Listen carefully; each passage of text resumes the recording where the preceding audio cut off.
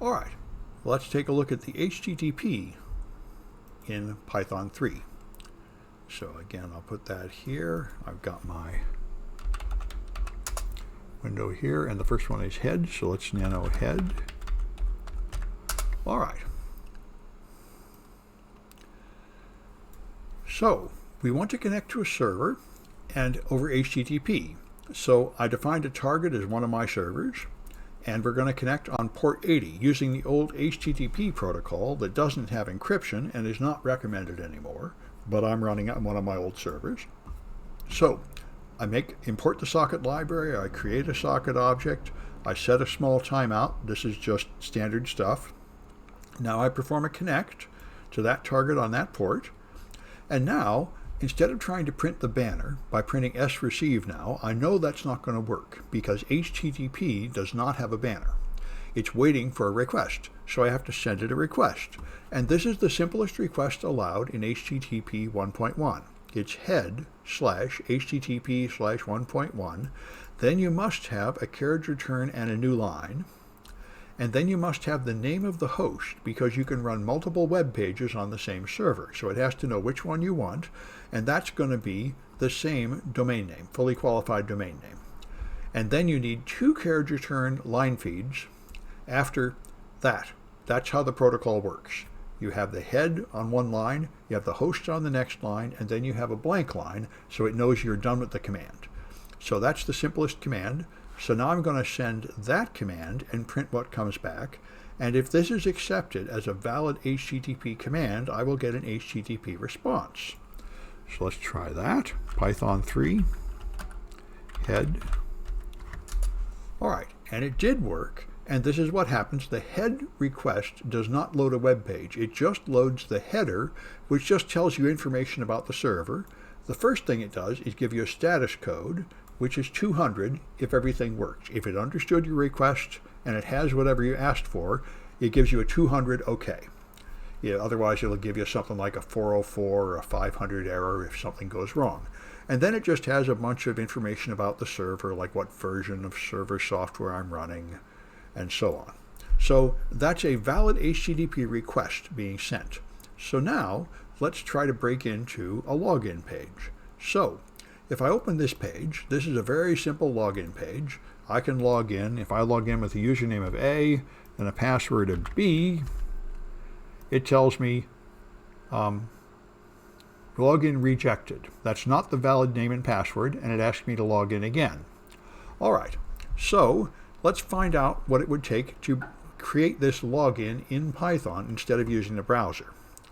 So one way to do it is to use Wireshark. Now the problem with Wireshark is it cannot read encrypted traffic, but I'm doing unencrypted traffic here, HTTP, so it'll work. So I just have to load up Wireshark and start it sniffing on the interface with some traffic on it. Now I've got an awful lot of interfaces on this machine, but you can see this graph shows me that it's this USB EN18 is the one that has some traffic, which is good. I double click on that one and I see a lot of traffic going by. Now this is encrypted traffic. In fact, it's my streaming Twitch mostly, twitching out the video I'm running. But if I want to quiet it down, I can look for HTTP. Now almost nobody uses HTTP anymore. Almost all of the web has moved to HTTPS, so that quiets it down really well.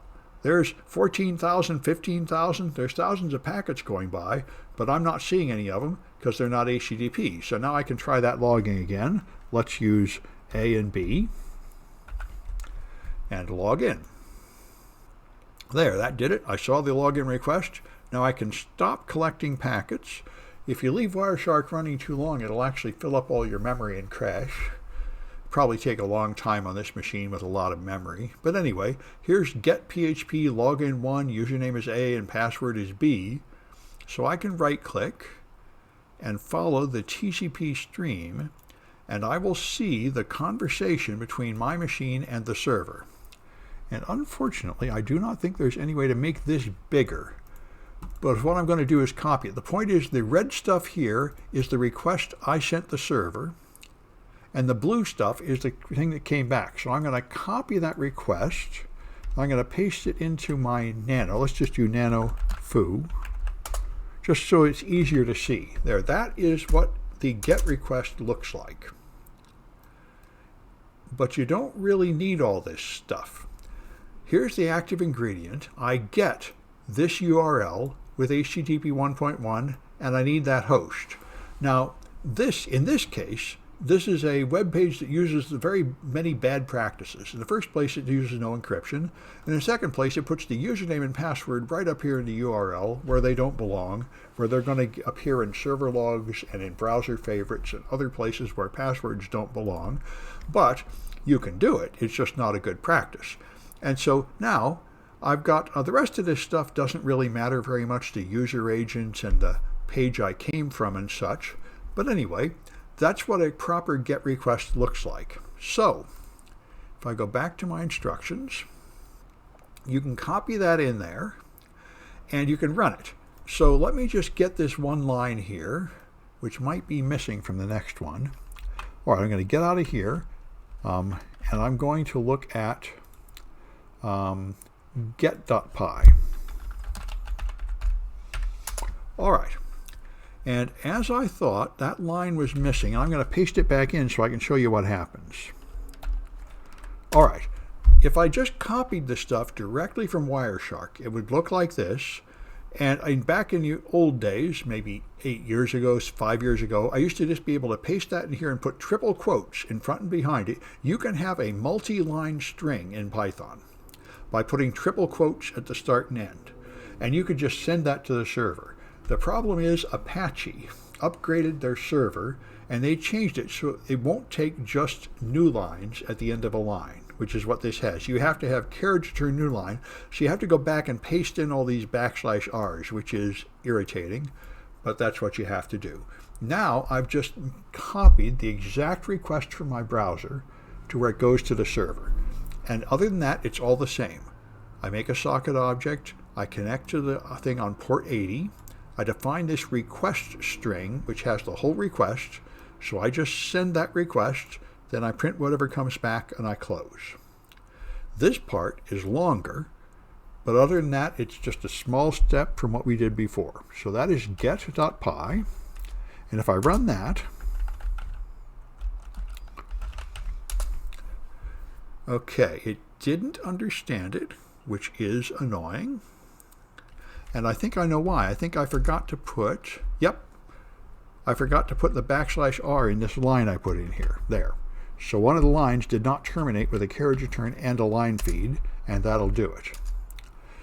All right, now can't decode byte, all right. Yes, and this is expected. What happened is, what came back was not readable. And that is not that there's something wrong with my program, it's that there's something wrong with my logic. Here's the response that came from my server. And once again, I'm going to copy this and put it in the Python line in this terminal so you can see it. So I'll nano foo again and just put in that stuff. This is the reply that came from the server when I used a web browser. It gave me the header, 200 OK and all the usual stuff, and then it gave me this unprintable garbage. The reason why that happened is because it sent it back in zip encoding. This is what servers do. Your browsers send a request, and the request has this line saying accept encoding gzip, saying if you'd like to, you can zip the response. And servers then may choose to save bandwidth by zipping the response, and then your browser has to unzip it. Now, I could figure out how to unzip something in Python. But if I don't unzip it and I just try to print it out as a string, Python is going to complain that these characters are not printable, which is what happened. So one thing you could do is figure out how to unzip it, but the simpler thing to do, which is what I'm going to do here, is tell the server to stop doing that. And that's why I had to modify this program. This is the line that allowed that to happen, accept encoding gzip and deflate.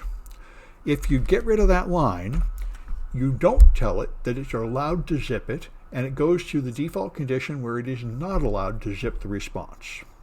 So that tells the server, knock it off. I want to see the response in plain text. And now I get readable response. Up here, I get the 200 OK telling me the server understood my request. Then it tells me all this stuff about what server version and stuff. Then it gives me the HTML page that would go into my browser and draw the page. And that includes these formatting tags. And then it has the login rejected, which is what I care about. So now I've written a Python program that can do what my browser did. It can send a request, get the reply, and print it in a way that I can read it. So now I could make a loop, and I could try a whole bunch of names and passwords until one of them worked. I can make my login brute forcer in Python here. So that's what I've got. We've done get. And so now that's one way to go. The only other thing to show you is almost nobody does login this way because, as I mentioned, this is a really lousy place to put usernames and passwords right up here in the URL. That's a really bad practice. What most people use is they use HTTPS and they use post. So let's try this one. If I go to this login to page, it looks just the same. Let's capture this data in Wireshark again. So I'll close this and I'll do capture. I think this will start capture again. Yeah, I'm going to throw away the old stuff and I'm going to filter for HTTP again. And I see down here packets 4046, 47. Packets are going by. All right, now I'll try logging in here with A and B and log in. Okay, so I got the login. I can stop this. And now instead of an HTTP GET, it used an HTTP POST. So when I follow the TCP stream, I'll see what it sent here. And so let's copy all of this just so we can look at it in another browser, just to make it bigger to see. So if I go here, and I'll nano foo again, just a throwaway file, just so we can see the result in nice big text. Okay, here's what a post looks like. It does a post to a page with HTTP 1.1 and a host line, and then it has various parameters that don't matter here. The important thing that matters is content length 7.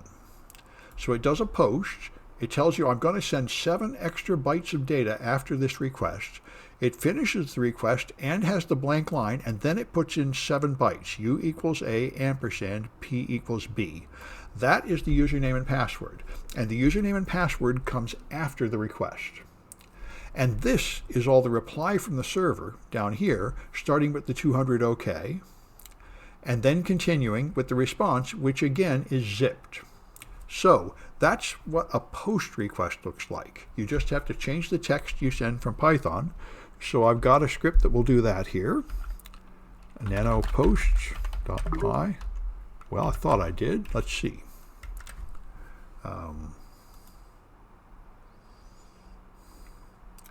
Yeah, all right, I guess I didn't make that script for you. But anyway, that's what you got to do. So make a script that logs in here. I tell you the username and password and the user agent, and then you'll get a flag. You make a post.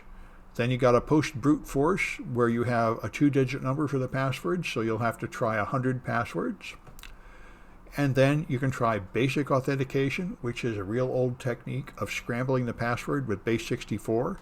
So if you want to send Dumbo, you got to use this base 64 encoded stuff, which is it's not encryption, it's just a way of scrambling it so that it's not so easy to read, but it doesn't really hide it. And then you've got some down here. Use basic authentication, and then you can use HTTPS. If you want to see HTTPS requests, you can't use Wireshark. You got to use developer tools in your browser. You can use them in Firefox or Chrome or any derivative.